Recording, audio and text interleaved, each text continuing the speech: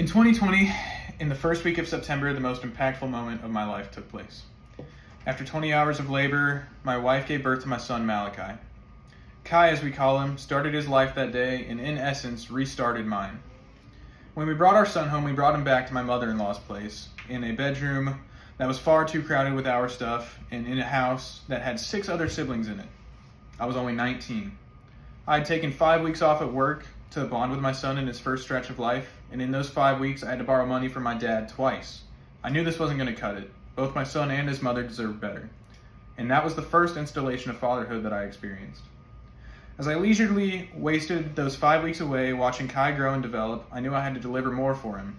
Before I returned to my entry-level grocery store job, I switched my schedule to something more concrete, opening availability to schedule or plan events or appointments much easier. When I finally returned to work, I had switched to the truck shift at 3 a.m. all the way in Destin, but the set schedule was absolutely necessary. When Kai was 4 months old, we moved out of the 5-bedroom house and into my old bedroom in my dad's house, which was probably less than half the size of the room we had in my mother-in-law's place. It was in the living room of my dad's house where I watched my son learn to crawl, pull himself up, start babbling, and I swear we watched Princess and the Frog at least 500 times in 8 months. I was exhausted, day in and day out. My wife and I would wake up upwards of 10 times a night to tend to him, and I left for work at 2 a.m. 5 days a week, but they needed more. As he approached his first birthday, our family was finally accepted into an income-based apartment complex, and our life really started to take off. That was the first fruit of labor.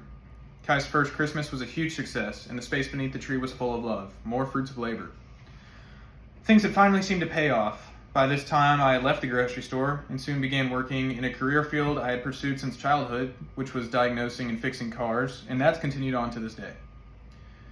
Now, the point of this synopsis of my son's first year of life is not to stress how accomplished I became as a father, but to develop an understanding of the lengths that fatherhood can take you to. And it's important to understand that I was not working a 60-hour work week.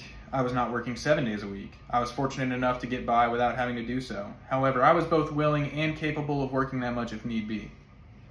The small creature that roamed the carpets of my 600-square-foot apartment and had an insatiable desire to yell along to the Lorax soundtrack was the driving force behind the newfound work ethic. This was a figurative 180 to the lazy punk kid who bummed a room in his mother-in-law's place for free, the 18-year-old who passed high school by the skin of his teeth, and the kid who never thought that he would find a reason to put drugs behind him. Malachi Lukamuni brought forth a piece of myself that I did not know could exist. I was scared, terrified even. I was a teen parent, but the light that brought him into this world convinced me to let go and live life entirely on fatherly instinct, and that's a lesson that will never leave me. I owe my character and my life to my son. The house we live in now, the job I go to every day, and the environment I come home to every night are all in his debt. He's grown much more since that first year of life, and my son has brought more lessons into my life. More minute things are now in the forefront of my mind every day. Things like laughing at nothing, enjoying the rain, having a good cry or scream, and loving unconditionally.